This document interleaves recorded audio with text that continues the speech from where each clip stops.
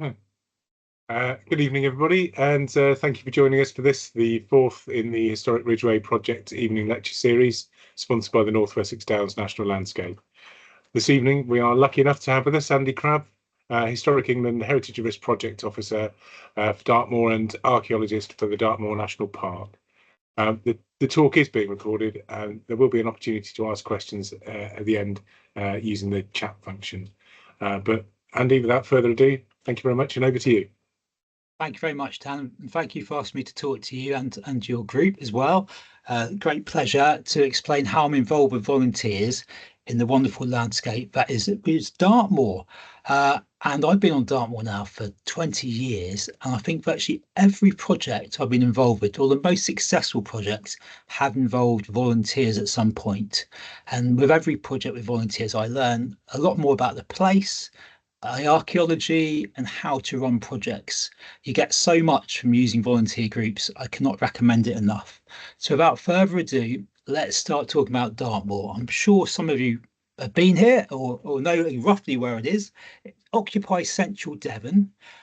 It's about the size of Greater London. It's about 360 square miles, just slightly smaller, but it only has 30,000 people living in it. And it was designated a national park in 1951, I believe, after the Act for National Parks from 1949, after that great social enterprise to open up access to the countryside. Its highest point is highest Will Hayes. That's, if you can see my pointer, it's about 600 meters above sea level, the highest point in southern Britain, south of the Peak District, the Brecon Beacons, sorry.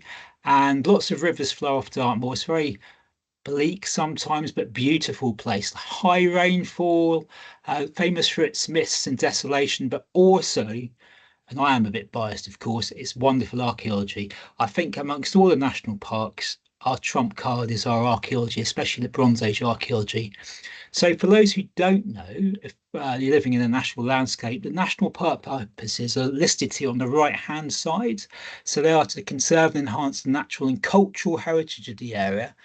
And we're fighting a lot to keep that cultural heritage on the radar and to promote opportunities for the understanding and enjoyment of the special qualities of the national parks.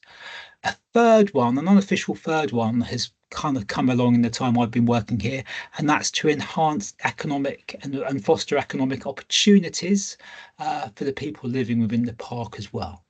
And if you get these purposes right, you tend to have a good operating national park. Sometimes there are conflicts, and you can see the Sanford principle, which explains how conflicts can be resolved. Okay, so there's lots of opportunities here for archaeology to call upon the help of volunteers. So this picture here is sadly no longer with us, a long-standing volunteer of mine, a chap called John Smith, who I met when I first started in Dartmoor. And I'm a trained field archaeologist, had an MA in landscape archaeology, but this guy was my kind of real teacher, I guess. I learned a lot about Dartmoor from him, how to identify field archaeology and interpret the earthwork remains from this guy. And he helped me a lot in doing conditioned assessments. And that background knowledge he had of 40 years of working as a volunteer on Dartmoor, he could tell me stories of the past, which helped me make management decisions. And this view is down the West Dockland Valley, one of the most remotest parts of Dartmoor. We're about 8 miles or so south of Oakhampton on the northern fringes here. And these rocks, it is believed, have been moved by people using hand power and water power in the hunt for tin. So this is the impact people have had on this landscape. What looks natural and is described increasingly as a wilderness is anything but. So I'd just like to introduce you to Dartmoor's archaeology. And I didn't show you a picture of a flint from the Mesolithic, because being up where you guys are, you're probably very used to flint. But we do find flint scatters relating to Mesolithic activity. And we think we were visited by hunter, forager, gatherer groups on the moor from about 8,000 or so BC. But we start to get monuments appearing, like elsewhere, at the beginning of the Neolithic. On the right-hand side, we can see the Whittle Tor enclosure, which is kind of like the southwest upland equivalent of your causewayed enclosures you get further east in Wessex.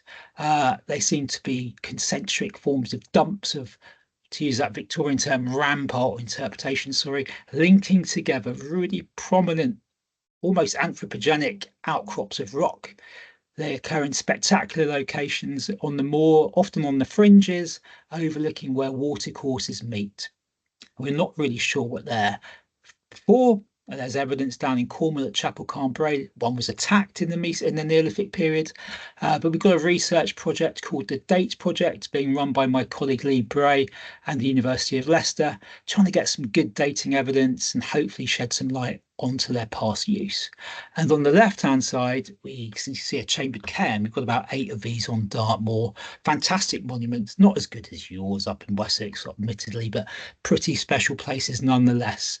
And like a lot of these slides, given the nature of the talk, we have volunteers appearing in the slide photos. And this is a chap who took it on his own back to clear the bracken off this monument so we could get a really good survey of it and try and keep it open in the future. And returning to the tour enclosures, here's another one, Dewar Stone, about 4 or 5 miles north of the extent of the northern boundaries of Plymouth. And you can see the earthworks there on that open brown ridge of land. And Dartmoor, as I said, is pretty well known for its archaeology. It's been pretty well mapped, but there's still surprises. And on the other side of the river valley, you can see a wooded knoll, and a volunteer who had a specialism in LiDAR or an interest in LiDAR identified a site which looks like very much like a probable tour enclosure surviving in those woods, which none of us archaeologists had spotted. So unbelievable what volunteers can bring to the table. Stone rows on Dartmoor, we've got about 100 or so, most of, I think 80% of Britain's total. Beautiful Merivale stone row on the left-hand side. We don't know much about them. We think they're late Neolithic, early Bronze Age. They come in various sizes, lengths, and alignments ranging from 1 up to 7. And there's a volunteer on the right excavating around a fall in orthostat for a National Lottery funded project we're running at the moment. And we're hoping to get a secured date from the socket hole for that feature. The fact that bulk sample still, we hope we'll have charcoal in from that pit, and we hope that will give us a carbon 14 date, because we haven't got a secure date for these monuments yet, or a purpose.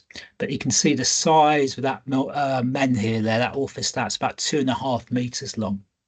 And we're increasingly using volunteers as well in our community outreach projects. We train them up, and we get some really skilled ones like this chap here, Peter, who could run a site. He's so good. Okay, stone circles. 15 official stone circles on Dartmoor if you read the literature. A beautiful example on the left-hand side called Scorrel, but 3 more have been found in the time I've been working on Dartmoor. All good examples.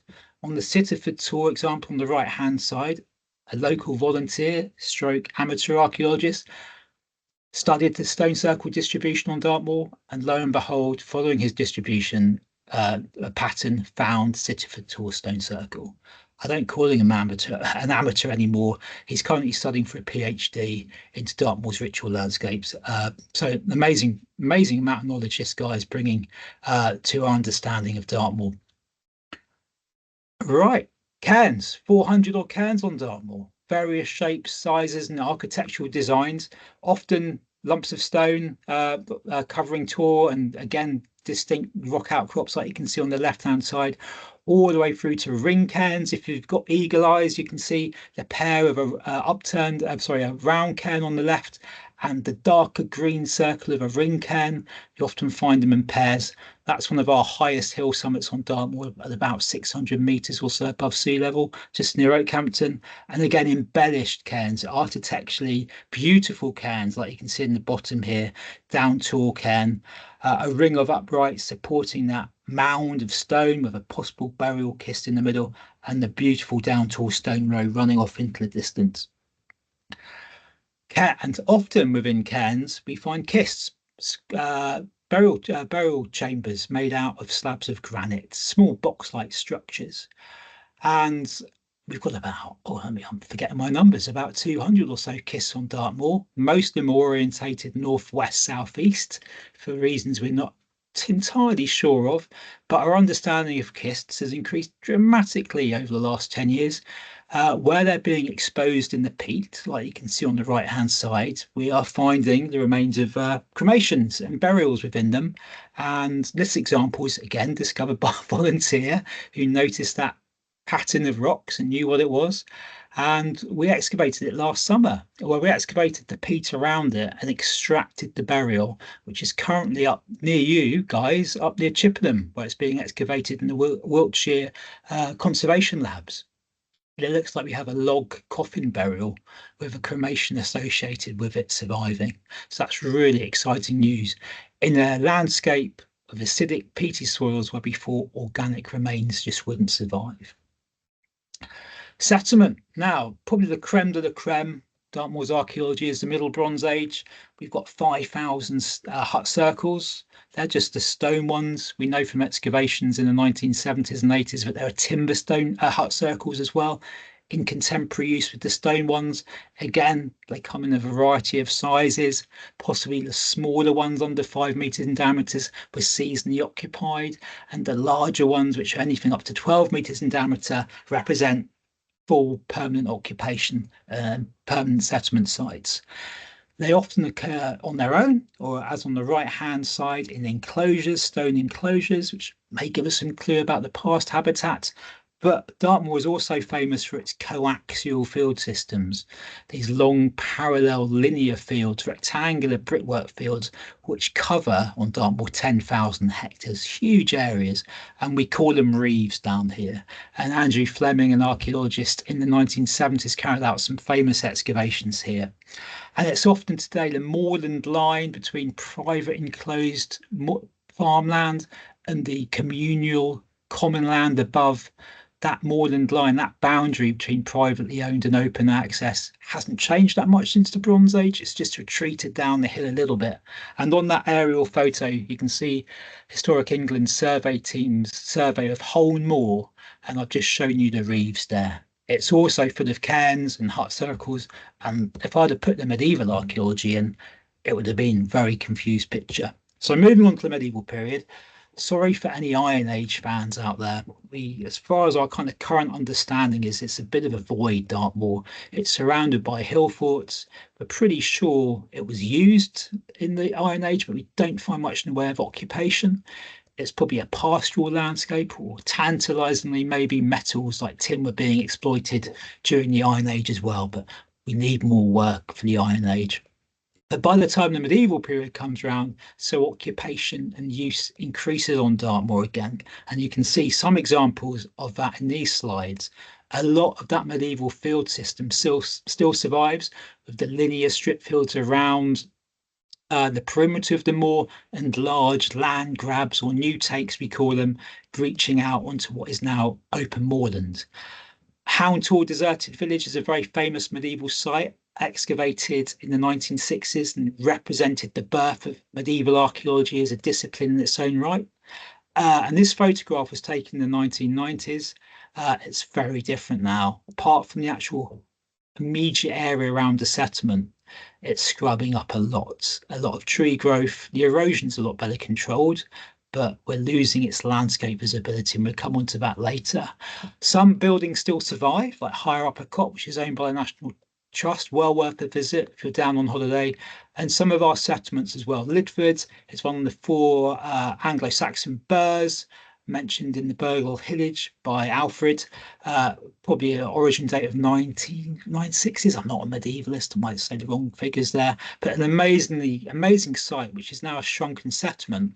So a lot of the original Saxon street plan still survives. So you can imagine our planners get a lot of grief from people who want to do extensions or put new garages in that area where there could be brilliant Saxon and early medieval archaeology surviving. Later reused by the Normans when they were having a bit of grief after their conquest. They built 2 castles within that Saxon rampart interior. One became the royal centre of Dartmoor in the medieval period, when Dartmoor was a royal forest, and became the centre for controlling the forest courts and the stannaries as well. The stannaries, which were set up to control the exploitation and taxing of Dartmoor's most valuable resource, which was tin. And in fact, that keep you can see in the earthwork plan is in fact Britain's first purpose-built jail, I think. I think Oxford Castle may argue that, Dan, but we can pick that up later. Moving on to the industrial period, Dartmoor, famous for its tin extraction, and virtually every river and stream on Dartmoor, the alluvial gravels have been dug over in the hunt for tin. It wasn't done in any haphazard style because the tin was so valuable. So as a result, you often get very patinated spore heaps surviving, which look rather mesmerizing when you look at them in plan or from above. When those alluvial gravels, which created the stream workings you can see run out, so they dug deeper into the ground, following the tin ore underground, the tin lode, sorry, and they dug down as far as they could before flooding became an issue and created these vast beam works, or girts as they're called down here, the open work you can see on the left, bottom left-hand side. And processing tin as well. We have lots of tin mills where stamping and blasting and furnacing of the tin ore to make pure ingots was undertaken. And also that tin mining, unlike in Cornwall, wasn't as successful in the later post-medieval period. But some tin mines carried on into the 20th century, and you can see the remains of more modern processing sites as well. Other industrial activity, we've got Haytor Granite Tramway, which was constructed to take granite off the moor, gunpowder factories and ice factories as well. There was even a zircon plant set up at one stage. Early china clay, ongoing china clay, peat cuttings, you name it, it happened on Dartmoor. And of course, the military. Quite a controversial issue still to this day, that the military train over at least a third of Dartmoor, sometimes using live firing. I knew for you Wessex people, you've got Salisbury Plain, so this is nothing new to you. But the archaeology of Dartmoor, the military archaeology of Dartmoor is becoming more significant as it goes back 200 years in some cases. Okay, so that's a very brief introduction to Dartmoor's archaeology. And with all that activity, it creates very complex landscapes, which people like myself and Dan and our colleagues have to try and manage somehow. And this aerial photo shows what we used to call a palimpsest, a multi-layered archaeological landscape. Somewhere along the river valley of the Avon. You can see stream workings along the valley floor. You can see, if you really eagle-eyed, the circular and oval outlines of hut circles, no enclosures, and those strange lozenge-shaped pillow mounds, because this used to be a rabbit farm back in the day as well. And it's crisscrossed with leaks and mine workings as well. And it looks pretty benign and out of the way, but this is a very contentious landscape. Regeneration of scrub, plans to rewild, for want of a better word, and nature recovery, peatland restoration, all worthwhile causes, but trying to fit that in to this landscape is challenging for us archaeologists, coupled with the fact that there's lots of changes to farming and agri-environment schemes coming as well. So it's a lot of a contested landscape at the moment, Dartmoor, but I'm hopeful we'll find a way through it all. So coming on to threats. Oh, sorry, quite on to threats. All that archaeology is designated, of course. We have nearly 1,100 scheduled monuments. That's 5 to 6%. Sorry about the facts. Just reminds myself how many there is. So of the nation's total scheduled monuments, and 12% of Dartmoor is a scheduled ancient monument. There could be more. The Monument Management Programme, Protection Programme finished in the late 90s, I think. So there's about another 400 sites on the list to be scheduled, which never made it. And some of those are small county schedulings, which need updating. But at the other end of the scale, you can see vast blocks of landscape. Reflects the extent of the archaeology, but it can be a challenge to manage all that appropriately. So yeah, what did I say? 12% of Dartmoor. Someone told me that was about just under 0.7% of England's surface is a scheduled monument on Dartmoor. On the right-hand side, you can see an informal designation called a PAL, or a Premier Archaeological Landscape.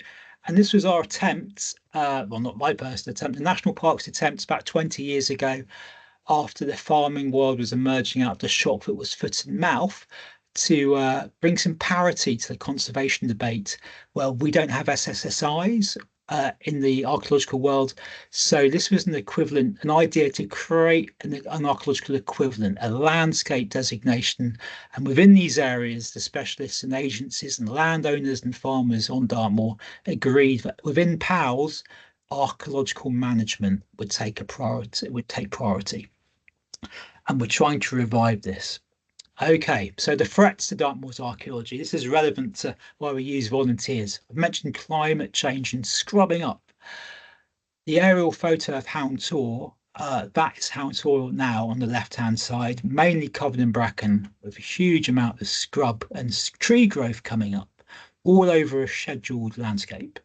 How do we deal with that with limited and declining resources? And when management practices on Dartmoor, our Dartmoor farmers are not getting any younger and people aren't replacing them. So we're losing generations of upland farming skills. And there's lots of pressure to remove some of those traditional practices, in particular swaling, the practice of burning the moor. It seemed to be very environmentally damaging. It is, if it's done inappropriately, and the people who do it properly are the ones who are now retiring or falling out of farming because it's uneconomic. As the scrubbing up and the fuel load increases, so our wildfires are going to get worse and worse. Due to economics and other reasons as well, there's less livestock on Dartmoor as well. So we're losing that traditional system called the free species grazing system of cattle, ponies and sheep.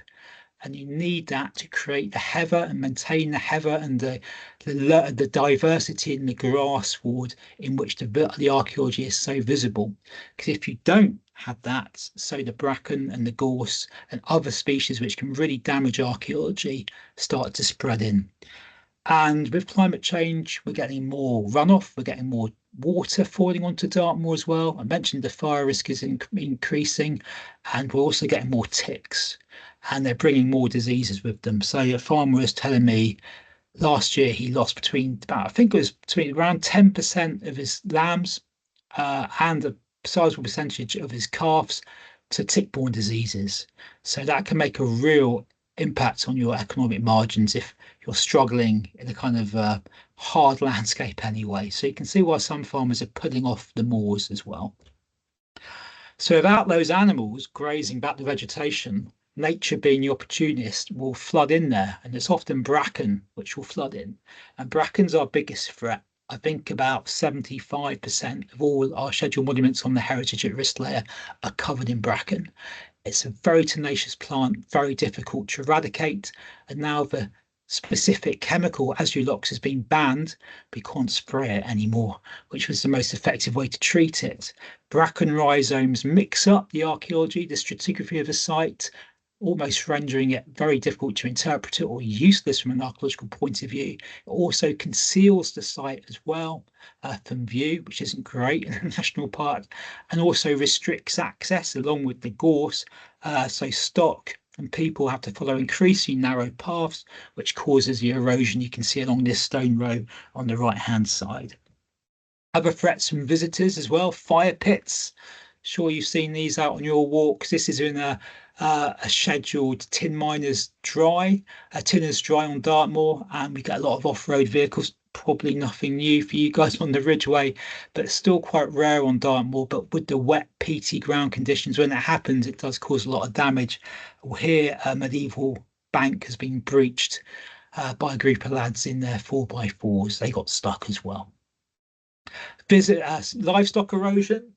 Our lovely granite posts and which form our archaeological monuments are irresistible scratching posts for the livestock we have. So you often get hollows forming around our upright stones. We're losing archaeological material, the original context of these sites as well. And eventually the monument may fall over in extreme circumstances.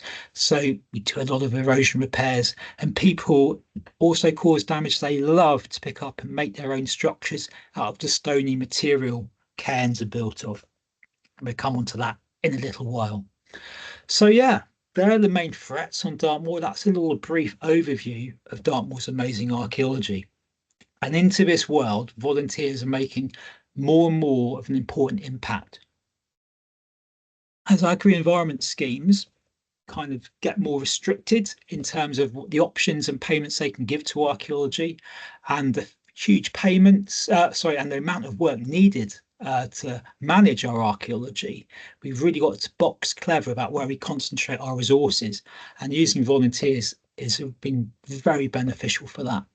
When I started on Dartmoor, the two main groups where there's lots of work going on were the Dartmoor Preservation Association, who've been in existence since 1883, and a wonderful local group called the Tavistock Task Force as well. They were already operating on Dartmoor and had a background on undertaking archaeologically specific tasks.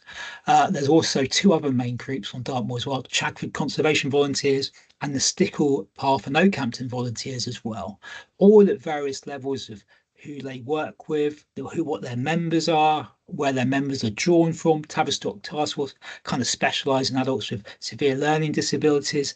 The others are more retired people. So that's a challenge in itself sometimes, knowing which group to use. But they all devote a lot of skill and enthusiasm into their tasks. And the DPA, the Dartmoor Preservation Association in particular, were fantastic when I started out. They've been doing this for such a long time. They're a great body to partner up with. The group already knew the skills, how to run projects as well. They'd already learned a lot about how to deal with bracken using non-chemical means as well. And because they were so organised, and because a lot of their volunteers were interested in the archaeology, we set up the Care and Repair project. As a result of that visitor disturbance, we had about 80 cairns or so on the at-risk register because people making strange abstract structures and shelters out of the cairn material. So we launched this project to record the cairns, survey them, often in great detail for the first time, also increasing our understanding about the structures of the cairns before we dismantled the modern structures and shielded any exposed archaeology or any exposed burials which are coming close to the surface because of that disturbance. And this was kind of a gateway project to me because I understood the needs of the group and what their abilities were.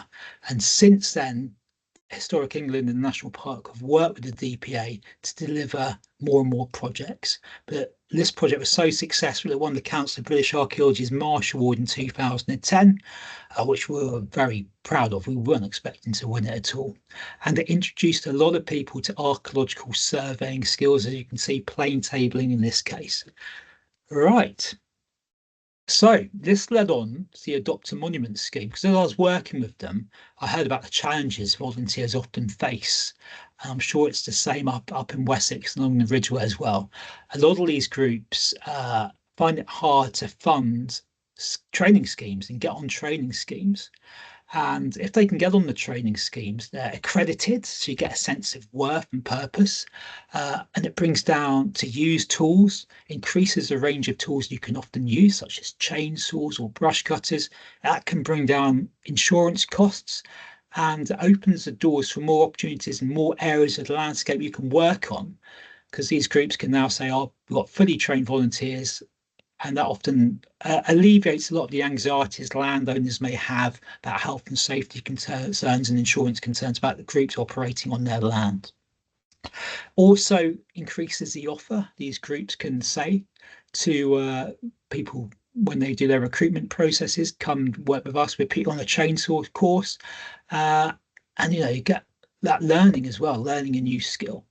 But Historic England have been funding schemes for about 12 years now, Adopt a Monument, and it's very cheap. I only spend about £2,000 to £3,000 a year on this scheme. But in return, all we ask is that the local conservation groups at LCG, you can see in the text, take on an at-risk monument and clear it, do erosion repairs, whatever it may be, to get it off the at-risk register or reduce the threat to an acceptable level.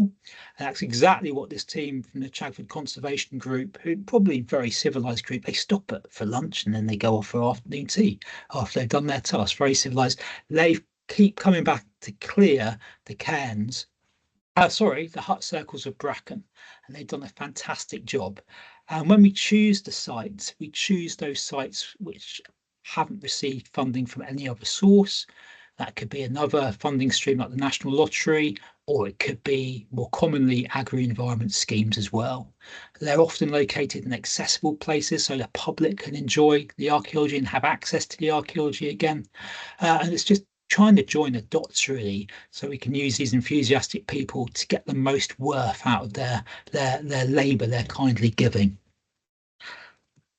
So the training schemes, the three most popular, I always ask the volunteers what they'd like to learn or go trained on, and these are the three most popular and the most relevant: chainsaws, everyone loves a chainsaw, outdoor first aid, and brush cutting and strimmers.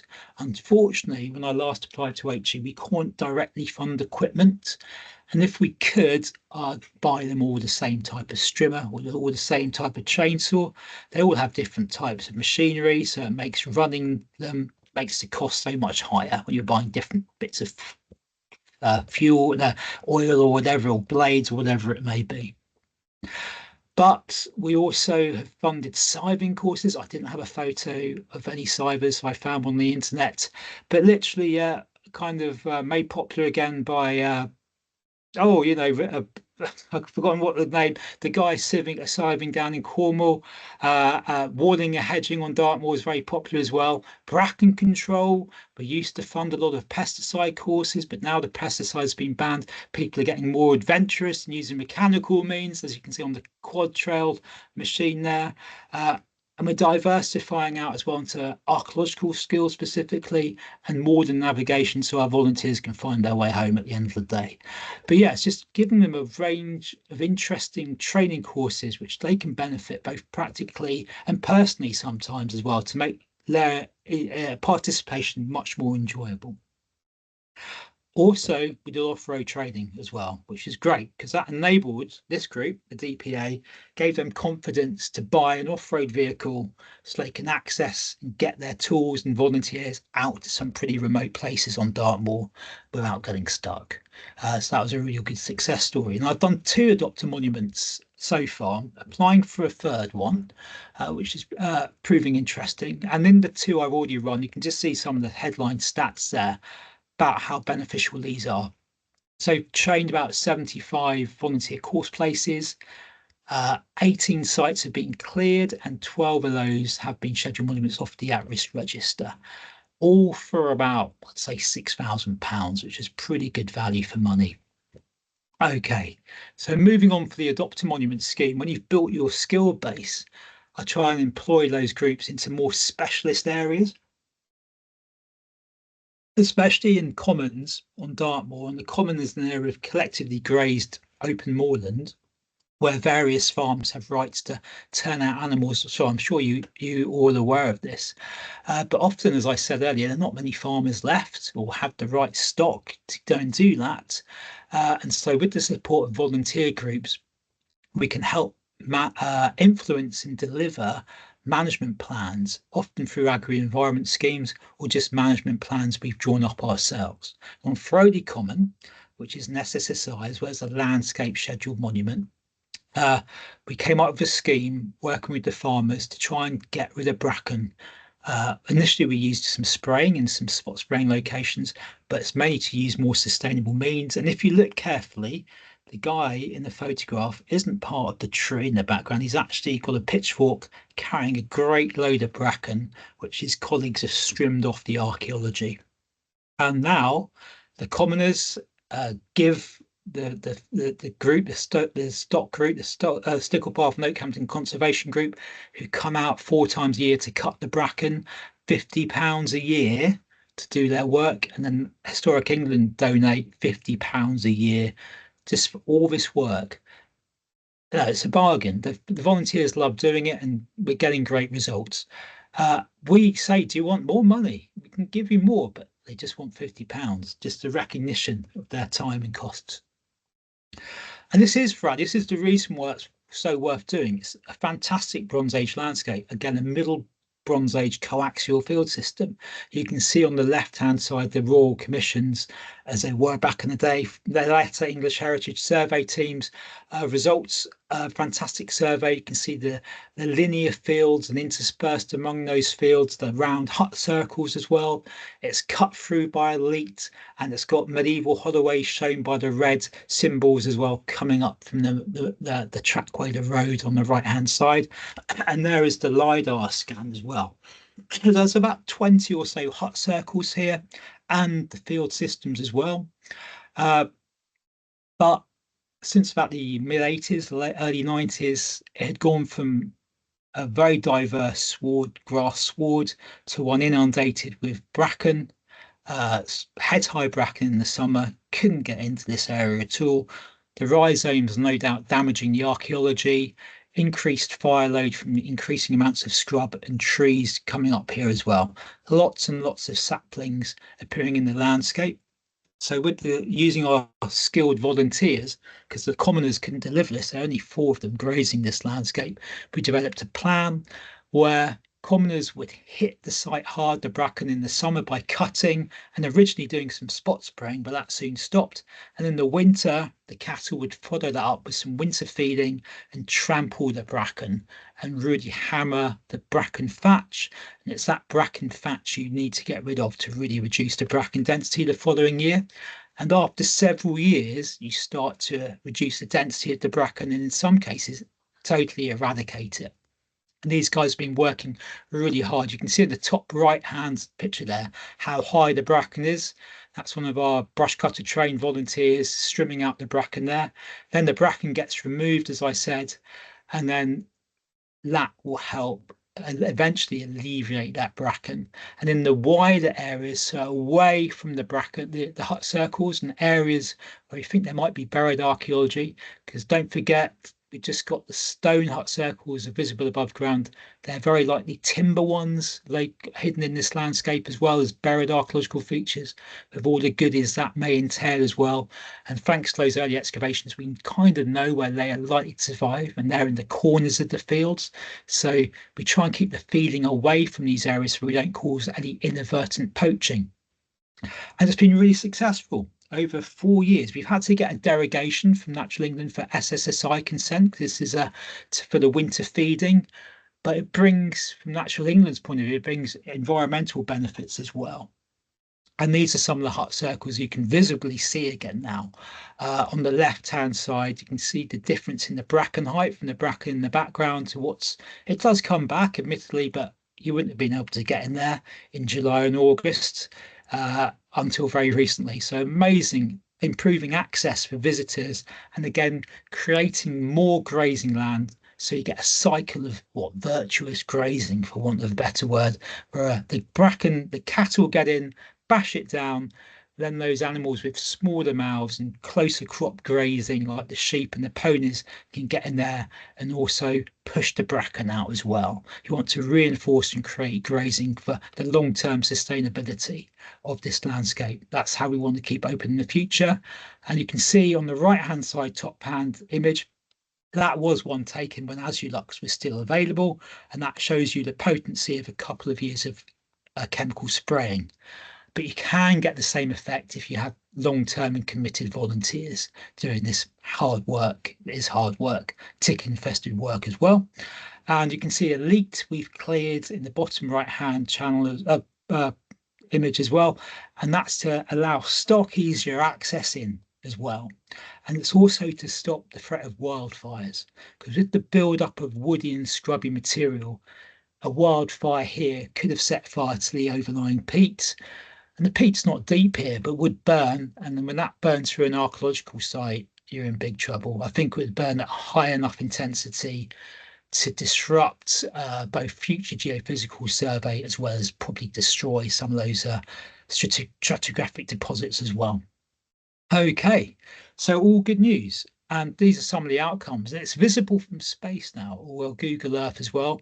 You can see the areas which have been cleared from 2023. We've had another season of work on here as well. I'm just starting to open up, and we'll link some of those areas as well. And in terms of the tree enthusiasts out there, we're not taking out the saplings yet. The saplings seem to be away from the areas of high sensitivity. we're going to let the saplings develop into copses, and that will help keep the bracken down as well. And going forwards, the stock are going to need somewhere. Sorry, going forward, if the climate models are likely to be, what they're predicting with more intense weather, the cattle are going to need shelter in the summer months, and the trees can provide that for them as well. There's some of the benefits on the right-hand side, as well as the archaeological benefits. We're getting an increase in biodiversity. That could be both in terms of grassland species and types of wildflower, which are coming back as we reduce that monoculture of bracken, and also in terms of insect life as well. Breaking up that bracken sward is very good for some types of butterfly as well. And also, interestingly, the practice of overwintering cattle on Dartmoor was, of course, quite quite controversial in the 80s. Parts of Dartmoor seemed to be, and probably were, overgrazed, so cattle weren't allowed out in the winter. But by bringing them back, we're seeing this great impact on the bracken, which filled that void of having less animals out there. And the farmers are telling me that obviously their cattle are healthier because they're out in the landscape throughout the winter. And they're getting better prices at market. So we're getting this economic feedback loop, however slight as well, which adds to the picture, makes it more viable for farmers to keep stock out there with under all the other pressures. A little ray of good of hope for them as well. Good news for them, sorry. But we're lucky here. We've got farmers who still have hardy breeds. They haven't got rid of those to just concentrate on lowland animals.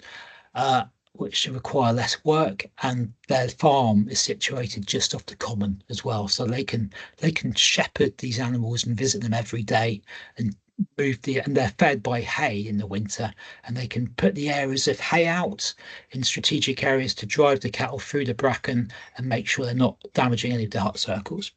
So in terms of that £50 a year donation, over about 3 or 4 years, we've generated an in-kind value from the volunteers alone of nearly £17,000. And that's based on National Lottery in-kind volunteer rates. That's £50 for an unskilled volunteer. So someone maybe just, but if they're trained, you can claim £150. So someone using a brush cutter, or a bracken roller, it's £150. So a lot of money, all for £50 a year, as well as the farmers' time costs as well. So this was used as an example of best practice going forward as a management possible solution for the impasse, which is currently locking Dartmoor about the debates about grazing going forward. Right, Buckland Common is kind of more of the same. This was funded through a Section 17 management agreement, which used to be very popular in historic England. They seem to have gone off the boil recently, but they're very good little tools where you can throw money at a volunteer group, and like in this case, the Dartmoor Preservation Association, who have cleared this wonderful monument you can see the plan of on the left-hand side. This is one of the largest Bronze Age enclosures on Dartmoor. A really interesting site because we're not sure what came first. Did the circular enclosures come first, or did the reeves, which it sits within a reeve coaxial parallel field system, did they come first? We can't really tell. And it was made even worse when the site was covered in head-high gorse and bracken.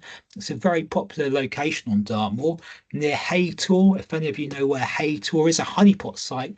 So the secondary aim of getting the archaeology clear of damaging bracken was, of course, to open up public access, public interpretation, get people in to enjoy the site, part of those purposes I showed you at the beginning. And because of various disputes, both within the farming community and they had with, unfortunately, Natural England, this area hasn't been under any agri-environment scheme, so no funding. With that opportunity over the last 30 years, it's really scrubbed up. You can see the valley floor in the background of this image. It's wonderful secondary woodland now, really nice wet woodland on fantastic stream workings. But as archaeologists and professional members of Historic England, we've got to marry up the pros and cons of doing this work sometimes. It's a really interesting debate. But speaking of the site itself, you can see how it's been cleared of bracken and scrub, and it's fantastic. You can go and visit it. Lots more visitors out there in the summer's day. And we've established a lair. So the animals which are left, the livestock which are left, know they can get grazing here. So they can come and graze this area. And the long-term plan is, well, it's happening, they will keep the bracken down themselves through nibbling. The DPA, the volunteer group, have adopted this site thanks to funding their training in brush cutters and 4x4s, etc. Every summer and winter, they come up and clear the regrowth, what little there is. And they also use it as an introductory site to introduce people to the wonderful world of outdoor conservation works. And they can generate an income from that when they do kind of business days and do corporate events. This is where they come. So it's fantastic. Again, we made a purposeful decision to keep the trees. Been a debate amongst archaeologists on talk more about that, but I think it's a good thing for the reasons previously stated, and it should hopefully keep the bracken down going forward. So they're the main debates, really. The main projects I wanted to share with you, but there are other ones Historic England have funded. And because of that regrowth and the rewilding agenda and natural recovery schemes, which attract a lot of money and interest at the moment, we're playing catch up in the archaeological world. And because the archaeological resource is so dense on Dartmoor, I don't think I mentioned earlier, we've got 24, to be 25 now, 1,000 records of individual sites on the historic environment record. My colleague and I, there's only 1.5 full-time equivalents, can't keep track of it all. So we've been training up volunteers with a generous grant from Historic England to go out and do the condition assessments, which used to be back in the day Field Monument responsibility as well, but we just don't have the time to do it. And this is Castor field system. As your eyes adjust to the image, you can see some wonderful stone hut circles and the linear boundaries of the reefs as well. That looked like a billiard table in the 1970s and 80s when we had our first aerial surveys done, and the gorse has come back in that time.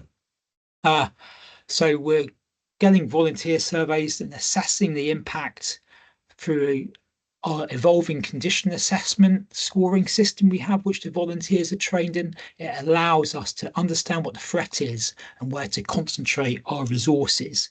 So we may not be able to clear anymore all that scheduled monument, and everything you can see apart from the trees on the left is a scheduled monument, but we may be able to help keep the more vital parts of that landscape, archaeological landscape, open and free of root disturbance and erosion from concentrated flows of people and animals. And these are the debates we mull over all the time in the Southwest now. Where do we concentrate the resource?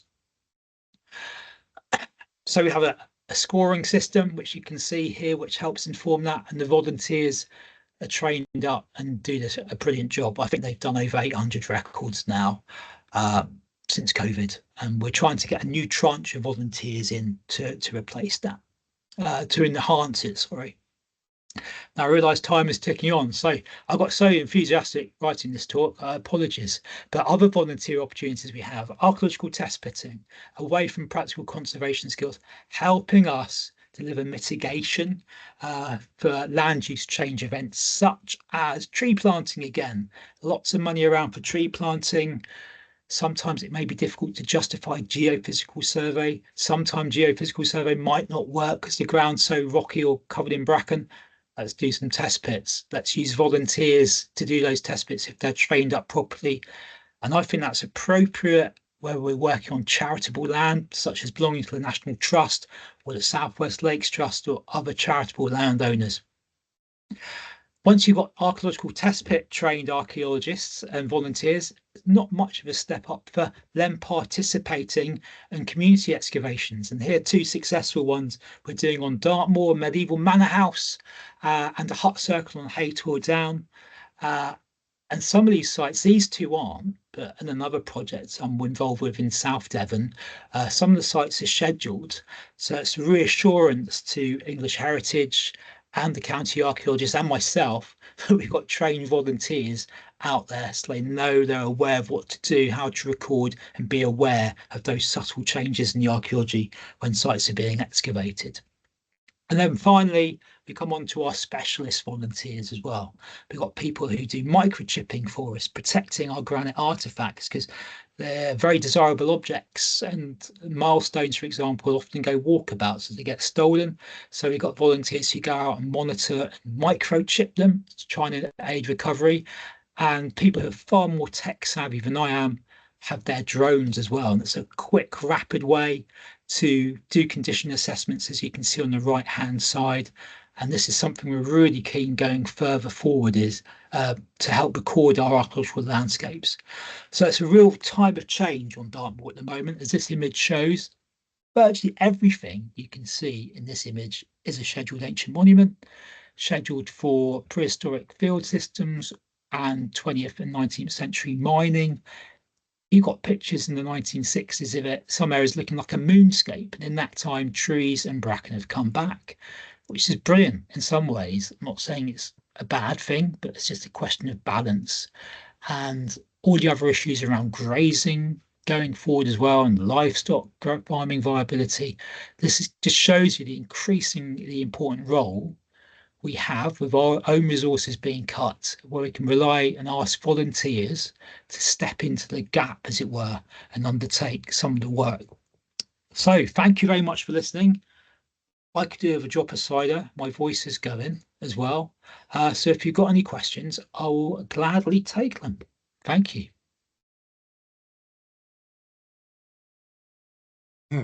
Thank you, Andy. That was absolutely brilliant. I've been wrapped. It's fantastic. Thank you. Really interesting. Sure. We haven't got any questions in the chat yet, but may I ask a couple while we're waiting? Of course, Dan. Yeah. The first one is a bit wordy, and I'm not sure I can read my own handwriting, but I'll give it a go. During the Bronze Age, the reefs you've shown appear really extensive. And I presume this was fairly marginal ground in the Bronze Age. So are we looking at a population density that's caused friction and people are occupying the marginal land, or is this people growing crops to support a mining community? Oh, that's the $100 million question, Dan. Were there people mining up here in the Bronze Age? I think they were, but later mining enterprises have destroyed that evidence without looking in much detail. But going back to the population densities, yeah, we're assuming every hut circle was a house, with some used for different purposes. Will we ever find out? I know some hut circles have hearths found in them when there've been excavations as well. But the chap in the 80s, kind of, when statistics was very de rigueur in archaeology, did an estimation of the Bronze Age population based on about, and I think it came out about 20,000 people based on the other hut circles we knew, and he put in a factor that not all of them were occupied as well. In terms of, was it marginal land? We think it was mainly grazing pastoral land, but grains have been found, charred grains have been found in the context around hut circles. And we think in the smaller fields, there may have been some cereal production going on, but it's quite a heavy input into the land, the types of farming they were doing, even if it was mainly pastoral, because we know as the climate deteriorated at the end of the Bronze Age, it just couldn't support that intensity of livestock farming, and people retreated from the uplands, as it were, in most of the cases. So that's been about a roundabout answer for you, Dan. So I hope you got some answers out there. That's brilliant. It was an unfair question, to be fair. A couple of questions from Ian. The lads in the off-road vehicle that went over the medieval bank. Were they prosecuted? They weren't. We couldn't find. They were never prosecuted. They had a stern telling off, I think. Oh, excellent. Which was disappointing. Well, at least you knew who they were, I suppose. Yes. Yeah. And could you explain what a cairn is? Sorry, a cairn, in our understanding on Dartmoor, is a burial site, often commemorated with a upturned pudding basin of rock, fist-sized rock, placed over a burial, where that could be a kist or a grave cut into the ground. And sometimes you get secondary burials placed in there as well. There's a cairn in the picture here, the Nine Maidens. Most of the mound has gone, or was never there in the first place. That's a debate amongst archaeologists, but it's been embellished by the standing stones forming a ring around it. And why isn't it called a stone circle? The reason being is we think there was a burial mound made of stone, because you can just see the lumps and bumps within the circumference of that stone circle. So it's an interesting transition. Is it architectural trends or beliefs going into the design and construction of these monuments. And that was the great thing about that volunteer project, looking at the care and repair project. When we surveyed in detail using plane table techniques, everyone was looking at the cairn in great detail and spotting features like the tops of rings of stone, revetment walls, or possible kists, which hadn't been noticed before. Excellent, thank you. I'd just like to say, actually, the two beautiful pictures. I'm not sure which one I prefer the most. Um, uh, you mentioned Neolithic Whittle enclosure, and you Yep. mentioned that there was another that had evidence of being attacked. Could you explain Oh, how sorry. that might show archaeologically? Yeah, that wasn't on Corn in Devon. That's down in Cornwall above Camborne at Chapel Carnbrae. Sorry. And that was Central Excavation Unit excavated there. And I think Ian Mercer as well, in the famous Mercer archaeologist in the 60s, and he found evidence of around the entranceway. I don't know if you can see my little pointer, but at Durastone, the entranceway is here. So in the Cornish equivalent, there's vast high densities of arrowheads found. So it looked like it was attacked. That's the current understanding. And there may have been evidence for burning as well. So possible gatehouse being burnt down. Or am I getting confused with somewhere in Scotland? But yeah, lots of arrowheads around the entranceway, leading to the suggestion it was attacked. That's really interesting. Thanks, Andy. Yeah. Another one from Ian. We're talking about rolling the bracken. Is this something you get Dartmoor ponies to do, to pull the rollers and crush the bracken? Yeah, you could do if they're well trained. Yeah, most of them are semi-wild, but people use working ponies, shire horses, that type of thing, for pulling logs or tires if they've got the resources to do it. More likely it's going to be, so yes, you could, but more likely on Dartmoor it's a tractor or a quad bike pulling a chain harrow or a specially constructed bracken bruiser. Excellent. And sorry, just a couple more. Sorry, I'm cutting into your evening. Is that okay? That's all right. Go ahead. Does your volunteer base come mainly from the moor or surrounding towns, or is it from further afield, really? Traditionally, it's mainly from the surrounding towns and on the moor itself. And I'm sure the groups won't mind me saying this, that they're finding recruitment quite a challenge at the moment, and the next generation isn't really coming through. And so people retire and they've got the time to go out and commit to Dartmoor, which is fantastic for us. But we are finding it hard, and that volunteer base, they're finding it hard to reach out and attract new members. And I think that's common throughout the area. So they're trying to reach out to the urban areas of Exeter and Plymouth and try and encourage more people. But I think people just have less spare time these days. Yeah. It's a common problem, I think, finding it everywhere. And last one from me, Throwley Common. Is that how you pronounce it? Throwley Common. The work's incredible, and I love the way the archaeological and ecological dovetail so nicely. You know, it's in everyone's interest to do that work. Yeah. How many volunteers do you think you've got on that at £50 a year? I on average, I worked it out for my job review. It's 16 turn up on average per session. That's brilliant. They're clear so much. Yeah, and this is a group which is doing quite good work at reaching out. Oakhampton, I think you call down as a growing town. Lots of people are moving into it, and they've got really well at attracting people in to help out. And there's often an entrance way into people who want to do more archaeological volunteering as well. The other, sorry, going back to the biodiversity benefits, that's really good. And that's anecdotal evidence. We haven't been able to get any funding to do ecological surveys yet, and I'm hoping we can add that onto it going forward. And the other thing we're using archaeology for, where there may not be the options or payments like we used to have under the older schemes, is using archaeologists for fire breaks. So you're clearing along linear field boundary or leats, and that's helping manage wildfire risk going forward as well. And that's proving quite successful. What a great idea. Sorry, there is one more. Can you explain how the volunteer accreditation scheme works? It's a kind of that unofficial accreditation scheme. So if they sign up as a Dartmoor volunteer, they just fill in the form basically. And depending on the training courses they go on, they're mainly Lantra courses. So the chap on the left here, sorry, the lady on the left here with the chainsaw, she'll get her own certificate and her own card saying she is a certified operator to whatever course of chainsaw operation that is. So it may be up to cutting a tree which is 8 centimeters, 8 inches in diameter, all the way through to felling a fully grown mature tree and doing the cross sawing as well. So there are various different levels as well.